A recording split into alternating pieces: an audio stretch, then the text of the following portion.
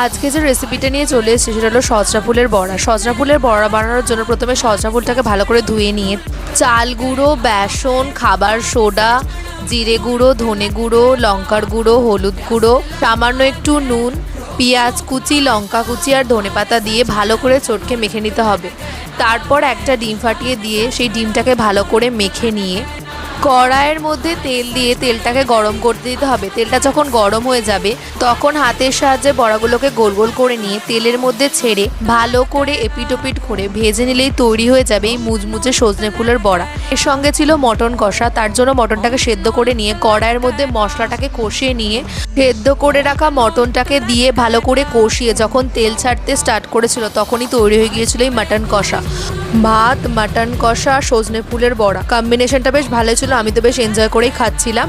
আর সজনে ফুলের বড়াটা বেশ মুচমুচে সুন্দর খেতে হয়েছিল। তোমরা বাড়িতে অবশ্যই ট্রাই করবে।